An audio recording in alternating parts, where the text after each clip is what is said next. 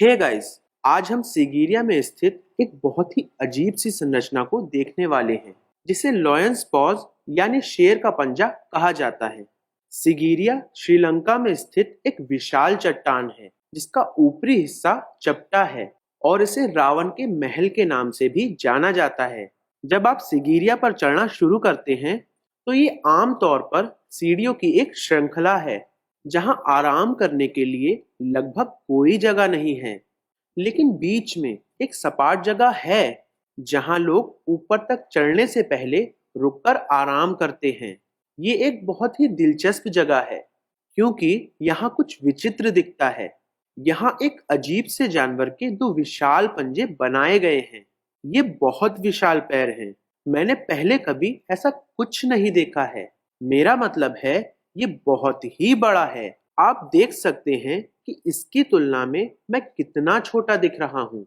हर एक पंजा कम से कम 10 फीट लंबा और 10 फीट चौड़ा है। मेरा मतलब है कि इसे देखकर गीजा के महान पिरामिड में बने स्फिंक्स के विशाल पैरों का ख्याल ना आए, ऐसा नहीं हो सकता। इससे भी ज्यादा अजीब बात यह है कि श्रीलंका के लोग इसे लॉयंस पॉज या लॉयन गेट के नाम से जानते हैं, जो कि आधुनिक मिस्र के लोगों के दावे से मिलता जुलता है क्योंकि वे कहते हैं कि स्फिंक्स का एक भाग शेर का है। लेकिन क्या ये सचमुच में शेर का पंजा है? बड़े वाले नाखूनों को देखिए। ये बिल्कुल साफ है कि ये इंसान नहीं है। ये किसी भयंकर जानवर के पंजे जैसा दिखता है और इसे बहुत ही शानदार विवरण के साथ बनाया गया है। जहां अंत में नाखून मांस से जुड़े होते हैं, वहां दो कर्व बनाए गए हैं। अगर आप ध्यान से देखें तो आपको दिखेगा कि पैर की सबसे छोटी उंगली भी बनाई गई है। मतलब दोनों पैरों में 3 बड़ी उंगली और एक छोटी उंगली है। श्रीलंका में यह लॉयन पॉज या लॉयन एंट्रेंस के नाम से लोकप्रिय है क्योंकि कई विशेषज्ञ दावा करते हैं कि इन पैरों की उंगलियां शेर की हैं। लेकिन ये बिल्कुल गलत है। ये शेर के पंजे नहीं हैं। शेर के पैरों में 4 नहीं बल्कि 5 उंगलियां होती हैं। शेर के जैसे और भी स्तनधारी जानवरों में जैसे कि बाघ के पैरों में भी 5 उंगलियां होती हैं, ना कि 4। प्राचीन निर्माताओं ने साफ तौर पर 3 बड़ी उंगलियों और एक छोटी उंगली को दिखाया है। तो ये पंजे किस जानवर के हैं? प्राचीन सरीसृपों या रेप्टाइल्स की 4 उंगलियां होती थीं। ज्यादातर उनकी 3 बड़ी उंगलियां और एक छोटी उंगली होती थी। चलिए उदाहरण के लिए डायनासोर को देखते हैं। आप अभी टीरेक्स के पंजों को देख रहे हैं। इसकी 4 उंगलियां हैं, 3 बड़ी और एक छोटी सी। इनमें समानता को देखिए। इसके टखने पर जो खुरदरे स्केल्स हैं उस पर ध्यान दीजिए। प्राचीन निर्माताओं ने सिगीरिया में इन स्केल्स को भी दिखाने की कोशिश की है। संरचना पर बनी इन लहरदार लाइंस को देखिए। ये स्केल्स को दर्शाती हैं। ये निश्चित रूप से किसी प्राचीन रेप्टाइल को दर्शाता है। वो शक्तिशाली रेप्टाइल क्या है? कोई और नहीं बल्कि खुद रावण। अब रावण को श्रीलंका का सबसे महान राजा माना जाता है। इतना महान कि श्रीलंका के पहले उपग्रह का नाम रावण रखा गया। सिगीरिया को रावण के महल के नाम से भी जाना जाता है। लेकिन रावण एक सरीसृप या रेप्टाइल कैसे हो सकता है? उसके ऐसे पैर कैसे हो सकते हैं? लेकिन जब हम प्राचीन ग्रंथों को पढ़ते हैं तो अजीब से विवरण सामने आते हैं। पहली बात, रावण पूरी तरह से मनुष्य नहीं था। सिर्फ उसके पिता मानव थे। उनकी माँ पूरी तरह से एक अलग प्रजाति की थी, शायद रेप्टेलियन। जब रावण का जन्म हुआ था तब उसके गुण एक हाइब्रिड प्रजाति के थे। पश्चिमी देशों में इन हाइब्रिड प्रजाति को नेफिलिम कहते हैं। कुछ मायनों में वह मनुष्य था, कुछ में मनुष्य नहीं था। वह सुपर ह्यूमन था। उदाहरण के लिए रावण के बारे में एक बात प्रसिद्ध है कि वो विशालकाय था। वो लगभग 10 फीट लंबा था। लेकिन रावण में और भी रेप्टेलियन विशेषताएं थीं। वो आकार बदलने में सक्षम था। वो अपने रूप को बदलकर दूसरों को धोखा दे सकता था। वह आधुनिक समय की गिरगिट की तरह आसपास के वातावरण में ब्लेंड होकर अदृश्य भी हो सकता था। थाईलैंड के टेक्स्ट रामाकियन में इस बात का वर्णन है कि रावण की त्वचा हरे रंग की थी, एक गिरगिट की तरह। मानव त्वचा हरे रंग की नहीं हो सकती। उसके अंदर निश्चित रूप से रेप्टेलियन खून था। श्रीलंका में कुछ रेप्टाइल्स का नाम रावण के नाम पर रखा गया है। उदाहरण के लिए इस सांप को रावणागे मेडिला कहते हैं और इसका वैज्ञानिक नाम भी अस्पिडुरा रावनाई है, जो कि रावण के नाम पर रखा गया है क्योंकि वो रेप्टेलियन वंश का था। मेरी श्रीलंका की यात्रा के दौरान मैंने कई सपेरों को देखा जो खुद को रावण के वंशज मानते हैं और वो कहते हैं कि रावण का जन्म नागा वंश में हुआ था।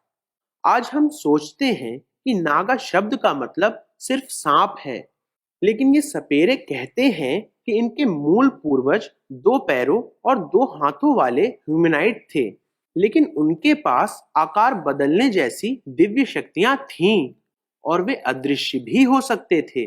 नागाओं ने बस कोबरा को अपने प्रतीक के रूप में उपयोग किया क्योंकि अपने उठे हुए या फूले हुए फन के कारण कोबरा एक आसानी से पहचान में आने वाला रेप्टाइल था। वे मानते हैं कि उनके सरीसृप या रेप्टेलियन पूर्वज किसी दिन वापस लौटने का वादा कर भूमिगत हो गए। पहले मैंने सोचा कि ये सब बस एक स्थानीय लोक कथा है, लेकिन दोनों ही तमिल और सिंहला ग्रंथों में इस बात का रिकॉर्ड है कि श्रीलंका के मूल निवासी नागा थे। यही कारण है कि प्राचीन काल में श्रीलंका को कभी-कभी नागाद्वीप नाम से संबोधित किया जाता था और प्राचीन ग्रीक लोग भी इसे नागादी वॉइस कहते थे। सिगीरिया में रेप्टेलियन से संबंधित और भी सबूत हैं। यहाँ एक अविश्वसनीय संरचना है जिसे कोबराहुड गुफा कहा जाता है। ये बहुत बेहतरीन है क्योंकि यह एक विशाल पत्थर है जिसे उठे हुए फन के साथ एक कोबरा का आकार दिया गया है। इस तरह का कर्व प्राकृतिक रूप से बनना असंभव है, लेकिन सिर्फ ये ही एक कर्व नहीं है। यहाँ नीचे की तरफ एक और कर्व है। असल में किसी को नहीं पता कि ये अभी तक खड़ा कैसे है।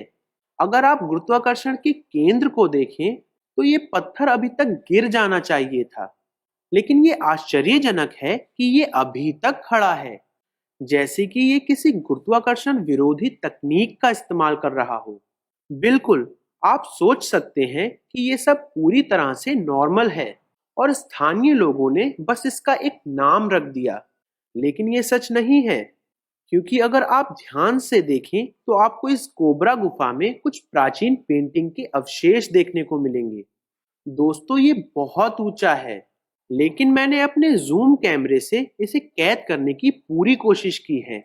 मैं ये बता सकता हूँ कि ये अद्भुत चित्रकारी है, लेकिन मैं ये नहीं समझ पा रहा कि वे क्या दिखाना चाहते थे क्योंकि इनमें से ज्यादातर बर्बाद हो चुके हैं। जबकि स्थानीय लोग कहते हैं कि इस विशाल नाग की मूर्ति की पूजा खुद रावण करता था। पुरातत्वविद रावण के अस्तित्व को पूरी तरह से नकारते हैं और वे इस बात पर टिके हुए हैं कि इस जगह का उपयोग लगभग 500 एडी में राजा कश्यप द्वारा किया जाता था। लेकिन उन्हें भी यहाँ एक शिलालेख मिला है जो उस राजा के समय से बहुत पहले का है, लगभग दूसरी ईसा पूर्व का, जिसमें कहा गया है कि ये कोबरा फन वाली चट्टान मूल रूप से नागुलिया नामक राजा की संपत्ति थी। तो हमारे पास सिगीरिया कॉम्प्लेक्स के अंदर ही नागा या रेप्टेलियन कनेक्शन के मजबूत सबूत हैं। अब भले ही आपको रावण के अस्तित्व पर या उसकी रेप्टेलियन विशेषताओं पर संदेह हो और आप प्राचीन ग्रंथों को सिर्फ पौराणिक कथाओं में वर्गीकृत करते हो, फिर भी आपको इस बात से सहमत होना होगा कि मानव शिल्पकारों ने रावण के पैर की कल्पना की और उसे यहाँ बनाया, क्योंकि ये निश्चित रूप से शेर या बाघ या उस जैसे किसी जानवर के पंजे नहीं हैं। असल में बात यह है कि दुनिया के सभी पौराणिक स्थलों में से सिगीरिया का मूल्यांकन सबसे कम किया गया है।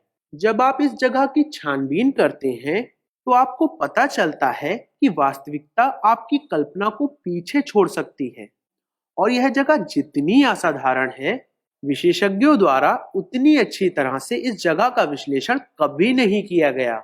उदाहरण के लिए कुछ का दावा है कि ये पंजे ग्रेनाइट पत्थर से बने हैं, लेकिन ऐसा नहीं हो सकता। इसे सामान्य वस्तुओं जैसे ईंट और चिकनी मिट्टी से बनाकर चूने के मोर्टार से कोट किया गया। इसीलिए यह सफेद दिखता है। अगर आप ध्यान से देखें तो आपको सतह पर ईंट दिखेगी। ठीक उसी तरह पुरातत्वविदों का मानना है कि इसे 5वीं शताब्दी में बनाया गया, लगभग 1600 साल पहले। यह काफी प्राचीन है, लेकिन वास्तव में ये संरचनाएं इससे भी अधिक पुरानी हो सकती हैं, जो हमें श्रीलंका में रावण के शासन काल तक वापस ले जा सकती हैं। सिगिरिया में इसी तरह के और बहुत सारे रहस्य छुपे हुए हैं। तो आप क्या सोचते हैं? क्या ये रावण के पैर हैं या फिर शेर के पांव हैं? क्या सिगिरिया सचमुच रावण का महल था? कृपया अपने विचार मुझे कमेंट सेक्शन में बताएं। मैं प्रवीण मोहन, वीडियो देखने के लिए बहुत बहुत धन्यवाद। सब्सक्राइब करना ना भूलें और सभी अपडेट्स पाने के लिए घंटी के बटन को भी क्लिक करें। कृपया इस वीडियो को लाइक करें और अपने दोस्तों के साथ शेयर करें और मैं आपसे जल्द ही बात करूंगा। बाय।